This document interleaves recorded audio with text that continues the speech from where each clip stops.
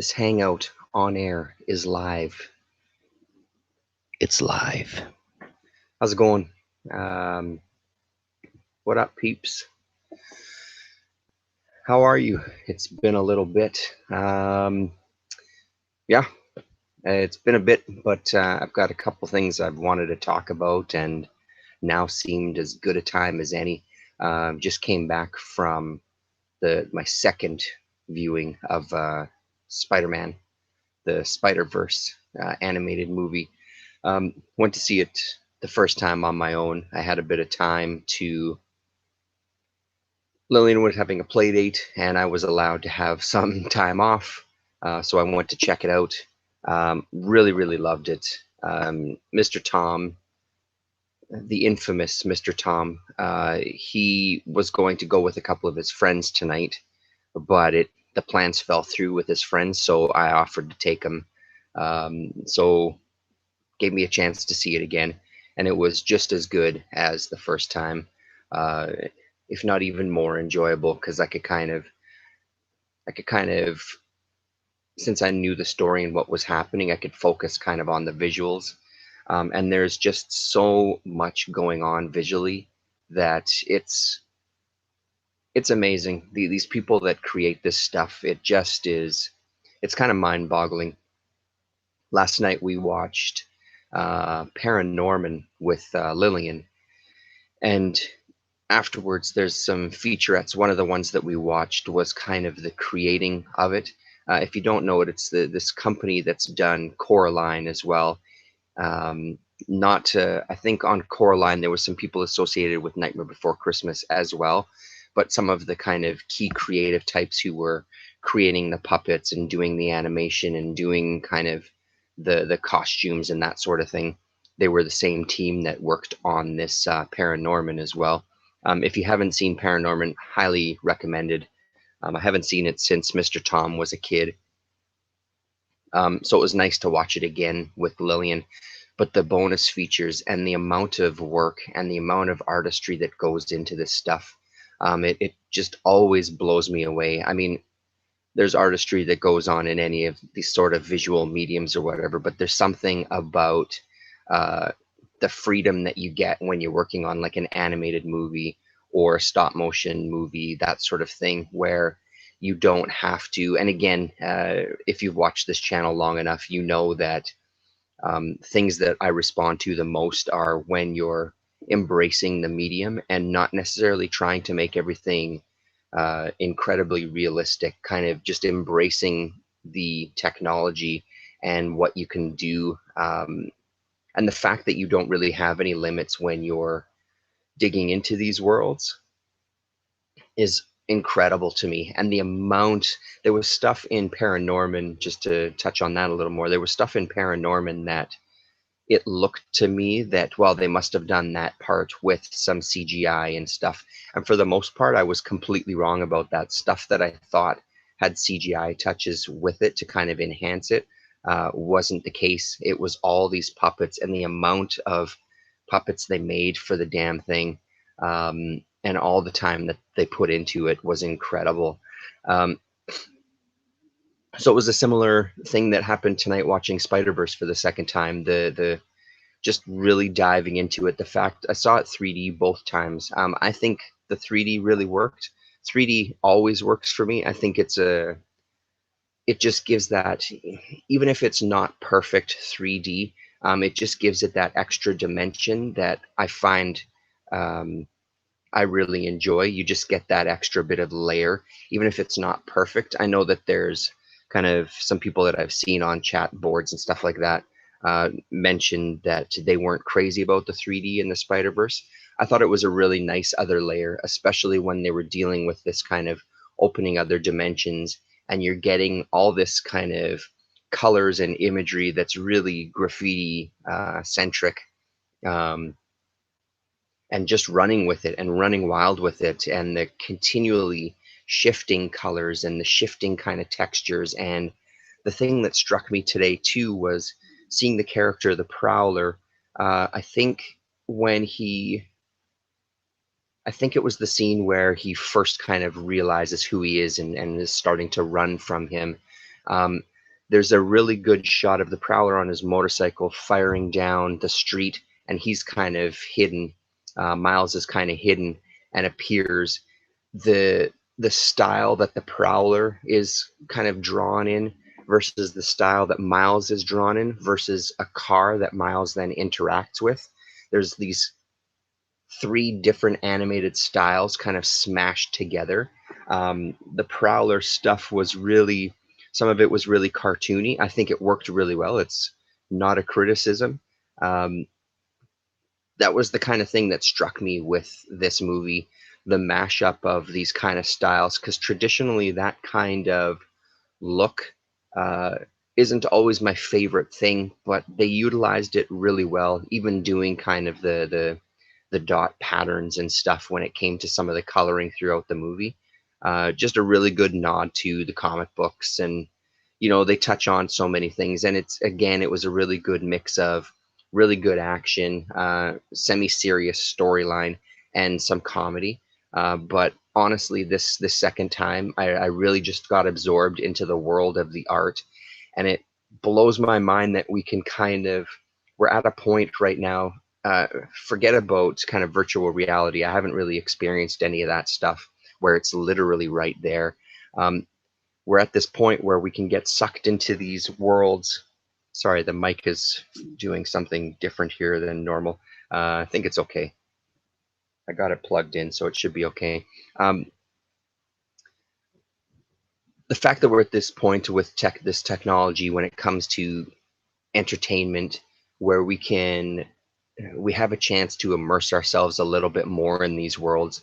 The screens are a little bigger, the sound is a little bigger, the visuals are a little bigger, the computers and everything that we can do now have just kind of ramped up a little bit, where we can get really hyper realistic and really kinetic and all this kind of stuff.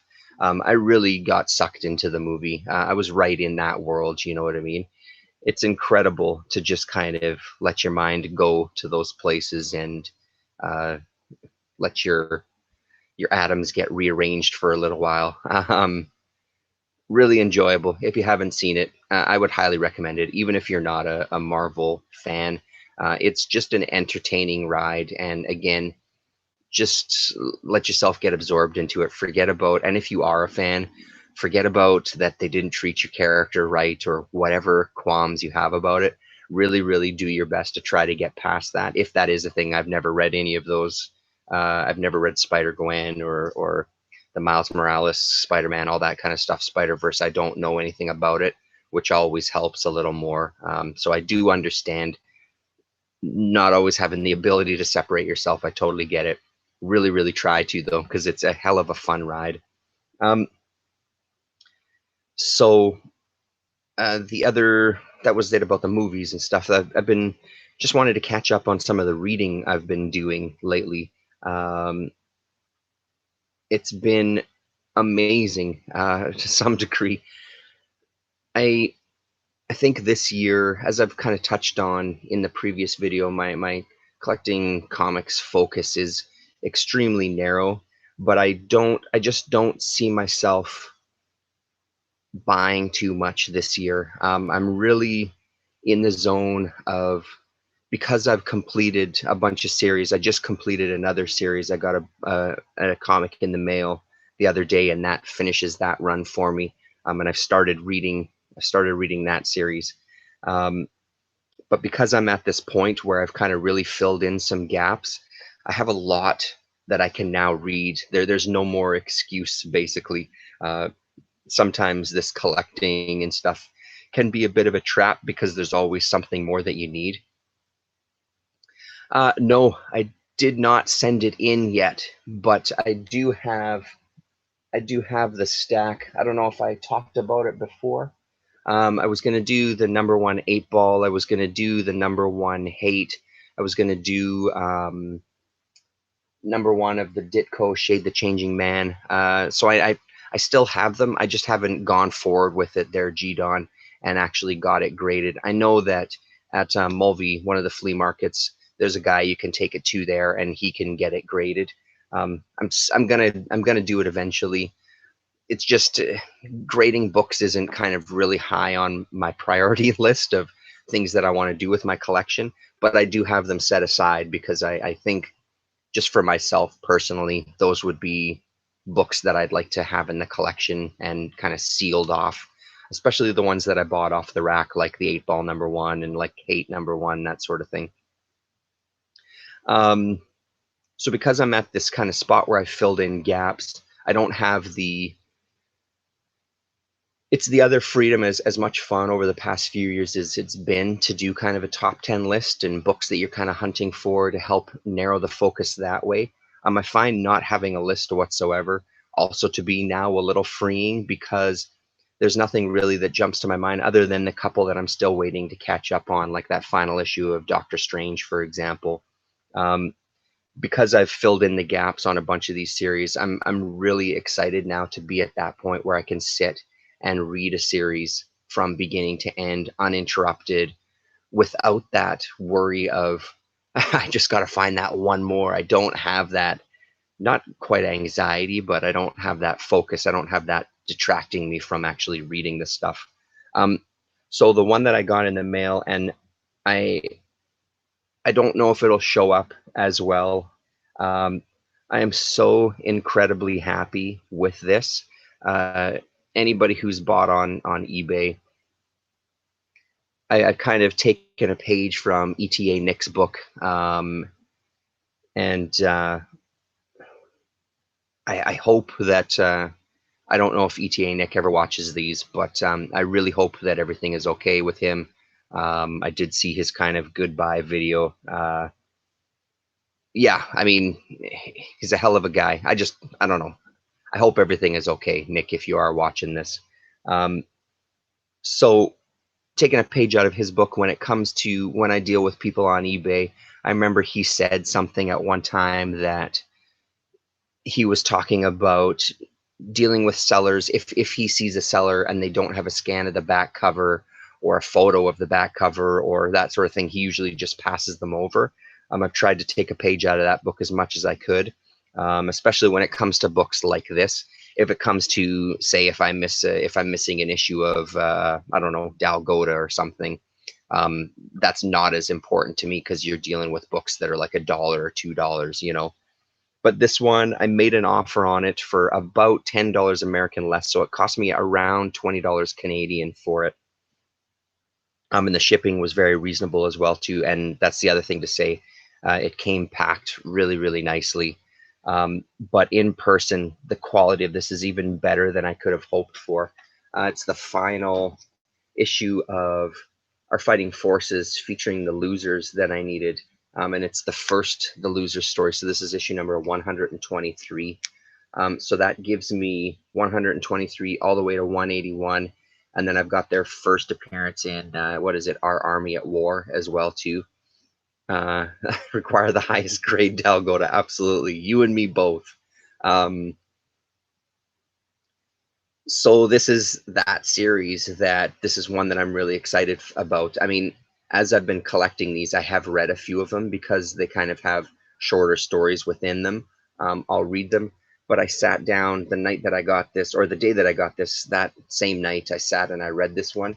The loser story was fantastic, but this first story in it was probably it was the story that is going to really, for me, war comics have never really been something that I've been extremely interested in. um, Over the past couple of years, I've kind of absorbed myself a little more into the world of war gaming, and that sort of world didn't really draw me in either at first, but I am finding an appreciation of it. I'm finding a little bit of the way that to look at it that kind of sucks me in. This story will be that for me when it comes to the world of war comics. It's called, sorry, that's backwards, Cold, Deadly as a Bullet. And it is a fucking phenomenal short story. It is unbelievable. Just soldiers kind of holding a line and going into enemy territory, and we follow one soldier and he falls through the ice, um, and is able to kind of swim underneath the ice and get to shore where the ice isn't as thick, and burst through and kind of take a spot against the Germans and kind of take a camp. Uh, his hope then is, as he's freezing, his hope is that they're going to be able to build a fire, but the Germans are going to come back, so they don't build a fire because now they want to try to ambush him, and he just never gets a chance to get warm. So you're with this soldier as he goes through all of these situations where he's freezing to death, and he is just always thinking about, soon I'm going to get to this point, soon I'm going to get to this point, and there's one more thing that happens, and there's one more thing that happens, and these sacrifices that he makes of himself, as he pushes ever further and further. I don't want to go to the end of it. It is a gut-wrenching story that by the end of it, I was just completely sucked into it. It was an amazing, amazing story. So if you get a chance, or if you own this, or whatever the case is, I would recommend this book very, very strongly. No, I haven't ever read any of the Kurtzman EC War stuff. I do see them. I've seen some collected editions, but this is the kind of thing that will suck me into hunting that out, because I've heard that the Kurtzman War stuff is incredible. So that's the kind of story, or this is the kind of issue that is going to completely suck me into that world, because that just worked so beautifully. Yeah, it reminds me. I really like Sam Fuller, this director Samuel Fuller, and he did the Big Red one, and he's done a bunch of kind of war. He did a number of war movies, and I really like his war movies too, because they have this kind of, I don't know, there's just something indescribable about the way the characters are portrayed, and the world that they're in, and all that kind of stuff, and the fact that they're dealing with like life and death situations, which I always realized, but it, again, I can't just quite put my finger on what it was. It was just how that was portrayed, that little moment, these little moments that led up to something that is just big, very, very cool.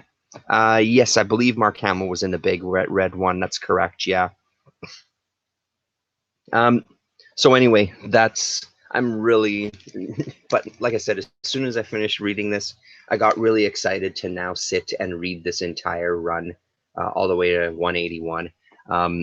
The loser story in here was great as well too. It's just that first story really sucked all the life out of me, where reading the loser's tale after that, it didn't quite match up in my mind to what I had just read, which unfortunately for the losers, I do know that I'm going to enjoy it, but yeah, it was an incredible read. The other thing that I'm continuing on, I'm kind of, I don't know, 40 issues in now, I think, to Mystery. So I'm getting closer to the end of that one. And it's kind of hit a point where the letters column and the shit that's going on the letters pages of that book are pretty intense.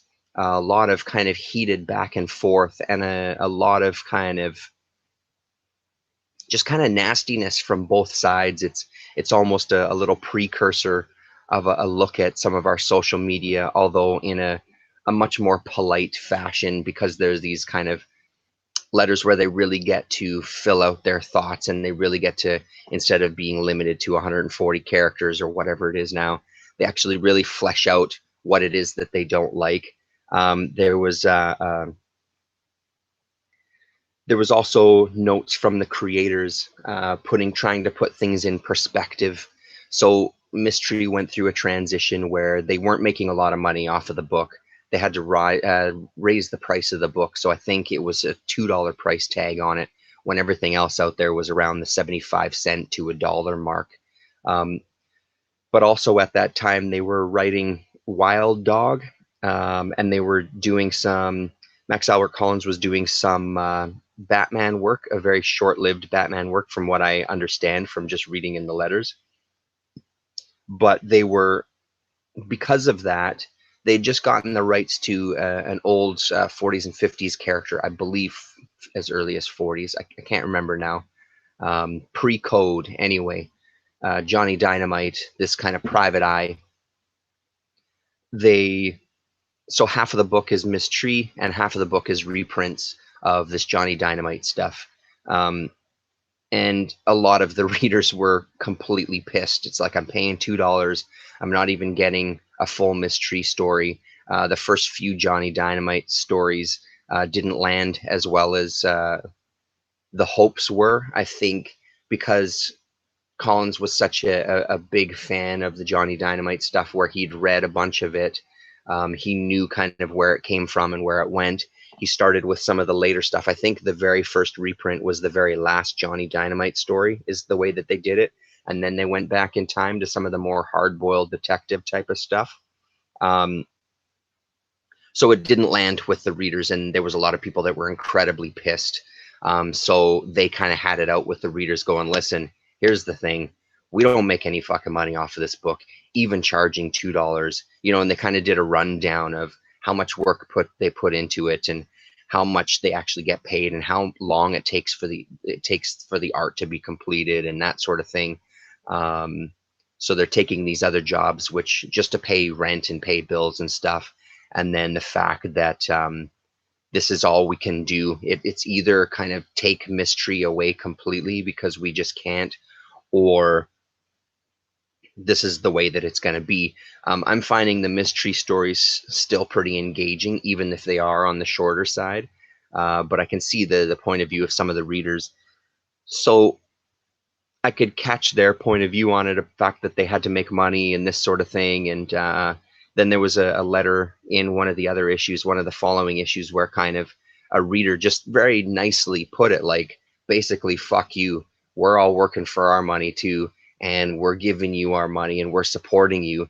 It was just this really almost intense back and forth that some of the fans, the so-called fans, who were still buying the issues, in their defense, they were still buying the issues, and they were still taking the time to write these sometimes very nasty letters to them to get responded. And it's at a point now, though, where some of it is a little too intense, where I kind of don't read as many of the letters anymore. I kind of skim over it.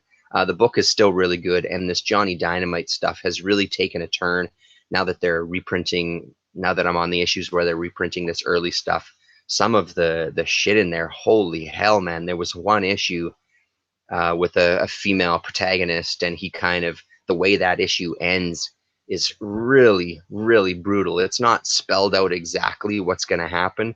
He kind of puts her in this situation, and just deal with it yourself, and all this horrible shit is going to happen to her that he insinuates to. It's never directly said, but throughout the story, you know exactly where it's going.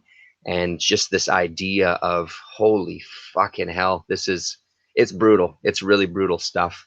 Um, the downside of some of these reprints, I don't have them here. I've got them all upstairs. Otherwise, I'd show you some stuff.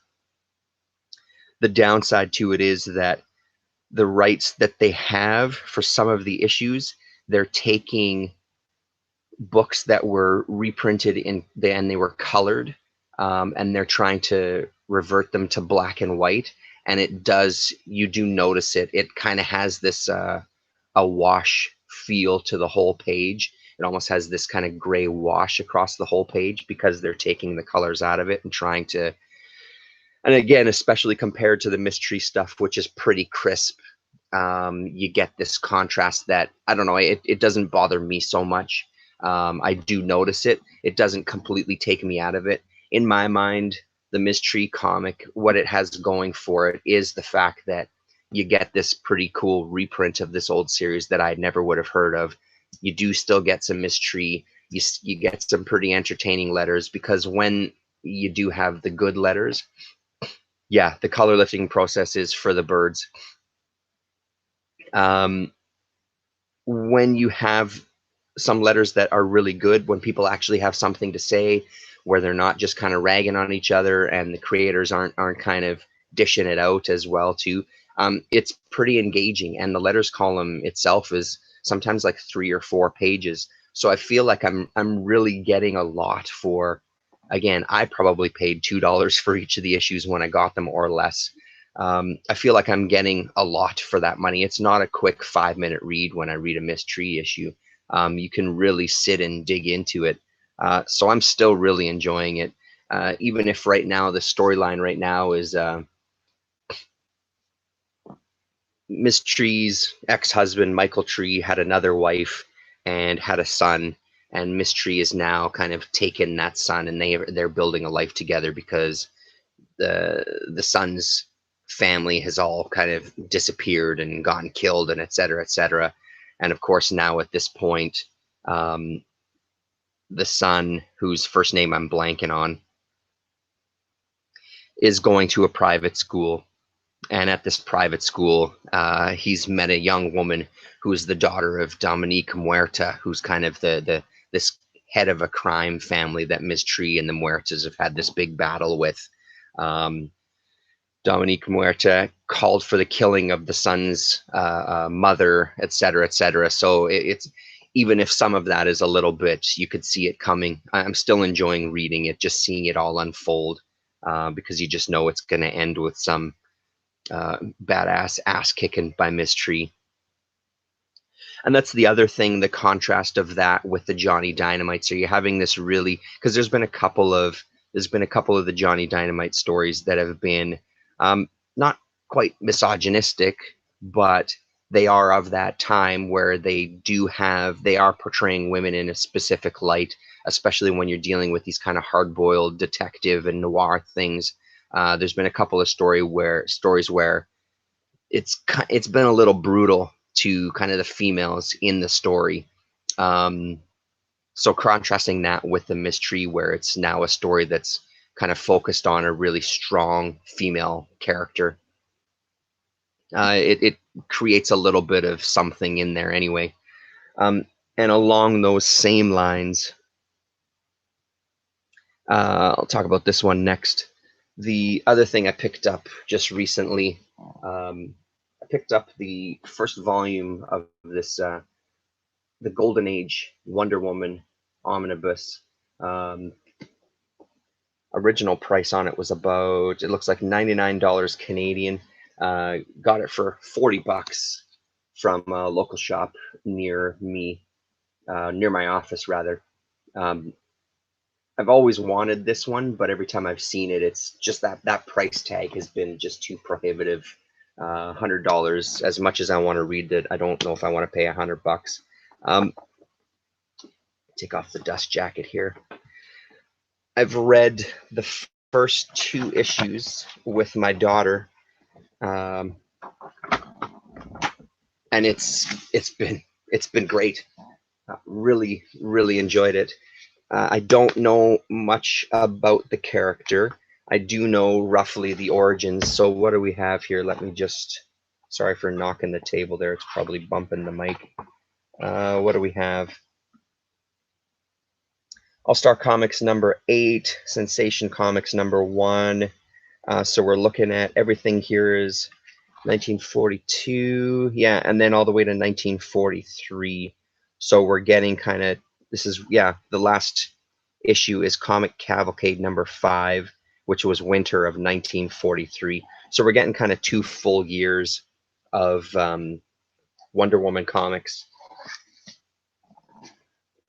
So the first issue I really liked, kind of the origin issue. I love the art, and again, I think I've said it before. Trina Robbins' style reminds me a little bit of this um, kind of era. So again, we're dealing with something in the 40s, and there's some scenes, especially in the second issue, where Wonder Woman's kind of taken Steve Trevor back to the United States of America and basically just carries him into the hospital and kind of then goes about her business, like checking out the city while he's getting cared for, and stops a robbery and kind of shows her prowess, and then gets convinced to kind of put on almost like a sideshow performance to make some money. and the sideshow performance is going to be her stopping bullets, the bullets and bracelets gag, um, and make some money that way. It's amazing. I didn't know, though, however, that she got the name, that she kind of took the identity of another nurse who was kind of longing for her partner who got sent off to war, I believe. So she kind of gives her all the money that she's made doing this performance. In exchange, she can get her identity and kind of take that spot as kind of this nurse, and she can go kind of be beside the man that she's now fallen in love with. Um, and my daughter's really into it.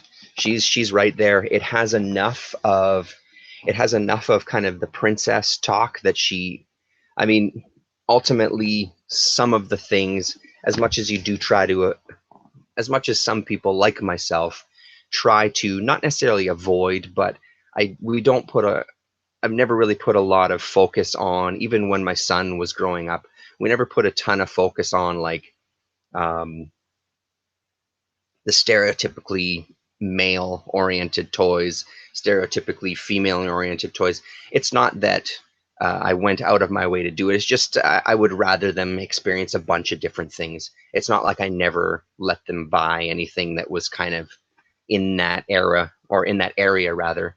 I just like to expose them to something different. So right now, Lillian is and has been for a while. She's loving My Little Ponies. She's loving princess stories, stuff like that. So this has enough of that kind of princess element and this love story, but at the same time, there's this really strong representation of her that I really enjoy. Um, Partially, I really enjoy it because I want to. It's stuff that I would want to read myself anyway, even without her. But it's also enjoyable because I can expose her to a superhero that is a woman that's uh, taking care of herself and taking care of the man, as opposed to just waiting for the man to come and take care of her, right? So, um, so it's